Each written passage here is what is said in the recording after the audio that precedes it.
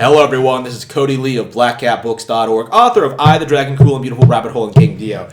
Recently, I recently went back and played a lot of old Fire Emblem games. Like I played through 1 again. I played through I played a little bit of 3. Didn't like either of those. I believe I played a little bit of 6. Didn't really care for that either. I was considering playing 7 and 8, but what I ended up doing is that, I have an incomplete playthrough of Path of Radiance that I need to do. So I went ahead, booted this game up, started playing it, completely out of nowhere. I'm 10 chapters in, so I'm 1/3 of the way through the game.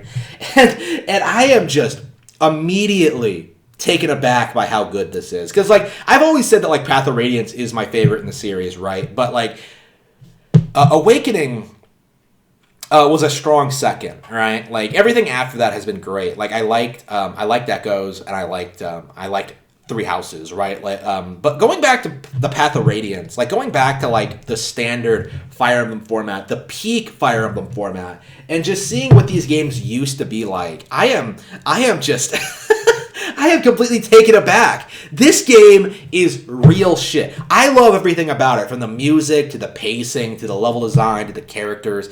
This is, I think, one of the 2 best RPGs on GameCube. In other words, 2 of the best RPGs ever made. The other being Baten Kaitos Origins.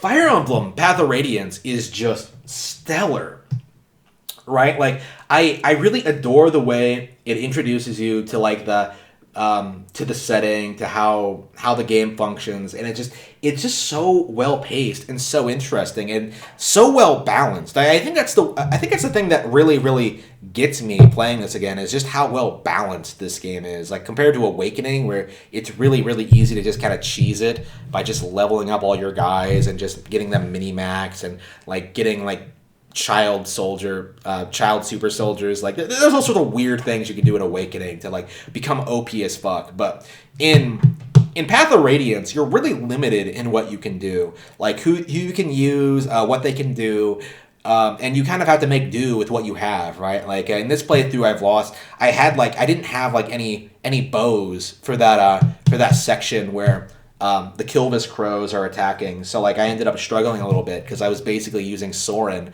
I had no flyers and I had no bows, so I kind of had a bad setup for that encounter.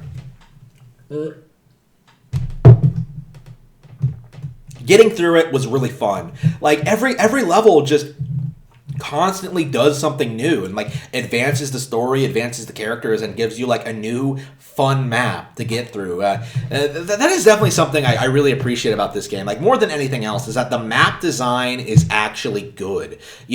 Fate's shit map design, right? Awakening, shit map design. Three Houses, shit map design. They're just not good. Three Houses, what is with Three Houses and it's ridiculous how often they reuse maps. Hate that shit. Doesn't happen in Path of Radiance. Path of Radiance, I think, still is the best Fire Emblem game by a wide margin. I love Awakening. It is, like I said, it is a strong second, but it really cannot hold a candle to this game in particular. I just love classic Fire Emblem, and this is the absolute peak of that series.